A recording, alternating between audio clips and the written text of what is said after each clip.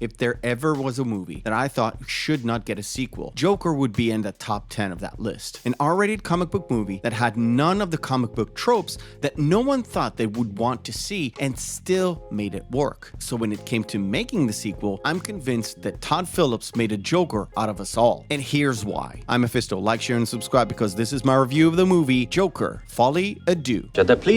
I'm assuming you have watched the first Joker movie because I will include minor spoilers, so forgive me. The story of Joker 2 starts roughly where the first one ends, as Arthur Fleck gets locked up in the Arkham Asylum and waits for his trial. He is being bullied by the guards, who keep laughing and taunting him, but he is unfazed. However, due to his good behavior, he's allowed to visit a singing group in a less secured wing, where he meets up with Harley Quinn. The two start off with this weird, messed up relationship that goes beyond the walls of the asylum and into the courtroom, where Arthur is facing the death penalty for his crimes unless he manages to convince the jury that he was, or maybe still is, insane. The look, the feel, and the aesthetics of the first movie are, relatively speaking, kept in this one as well. The first Joker movie had no real time attached to it, but it seems like it was late 70s or early 80s. At least that's how it feels. It kind of reflects in the technology and the clothes people wear. This actually contributes to putting you back into the world that Phillips created back in the first movie, and it allows us viewers to sink back into our chairs and enjoy a second helping of the first iteration. Joaquin Phoenix, for the second time, manages to put his body through hell and recreate the emaciated look that Arthur Fleck had, with his skin barely stays on his bones. He also manages to refine the character and plunge into the darkness yet again. So enough with the fancy words. I don't know what the hell Lady Gaga was doing. If she was trying to match Phoenix's crazy with her crazy,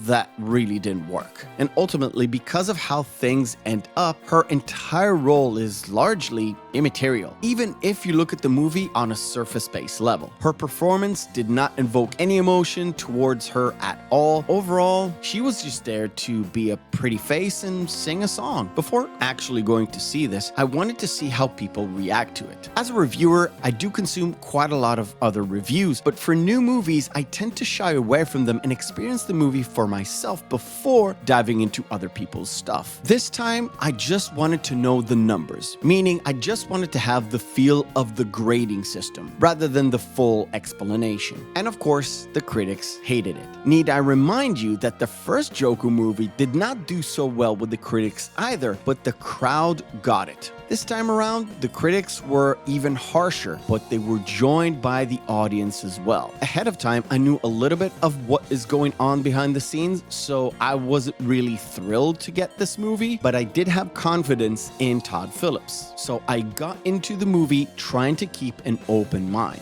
And after watching it, I'm 100% convinced that Todd Phillips did not want to make this movie at all. He did the equivalent of an own goal, and he did it on purpose. The first Joker movie heavily relied on the fact that you are watching the events unfold, but we are watching it through the eyes of Arthur himself. In fact, he is our non-reliable narrator in the movie. Like him, we could not distinguish between reality and fantasy. In Joker 2, we have the same theme, but it's much deeper and a little bit more dark. And it all starts from the moment Arthur stops taking his meds, which we don't graphically see, but further on, Arthur kind of divulged the fact that he did it. And this is not a spoiler, so just relax. Why I think Phillips did this on purpose is very simple. I think he gave it his all on the first Joker, building Arthur slowly to the point of the crescendo where he is no longer Arthur Fleck, he is the Joker now. And who can forget this suggestive asylum kill at the very end part of the movie, where it seems like Joker is leaving blood footprints where he leaves the asylum's psychologist room. All that is taken away in the first few minutes of the movie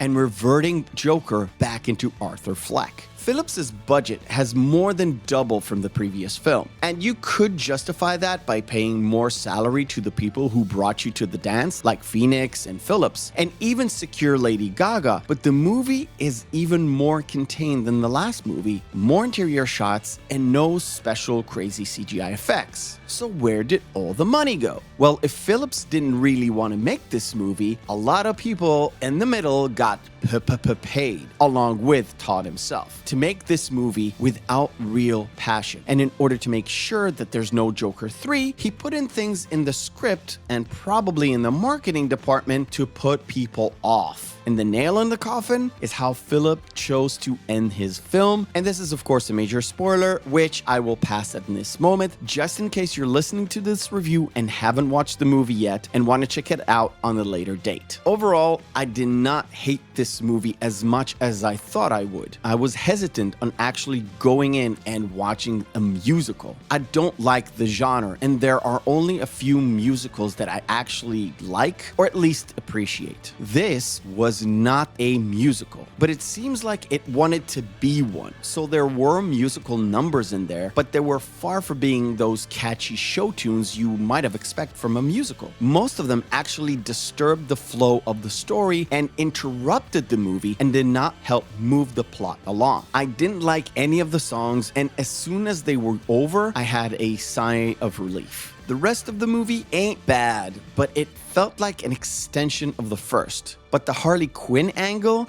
which ultimately led to the end, sealed the deal for me. And I felt like I was cheated out of another dark psychological drama set in the DC universe. So I can't really recommend you go out and pay for this experience. I would wait for it to come to the small screen and watch it, because this is not a big spectacle you might want to watch on a big screen, let alone an IMAX screen. The first film is something I can go back to and appreciate. This film is something that I would never want to watch ever again. It is ultimately a big waste of time to get to a point that only shows you that the director did not want this movie to be made, so he tanked it. And on purpose, and sold it as an art piece starring Lady Gaga, which, on the look of things, wasn't really the case at all. I thank you for watching, and remember, hope is a good thing, maybe even the best of things, and no good thing ever dies. I'll see you on the next video.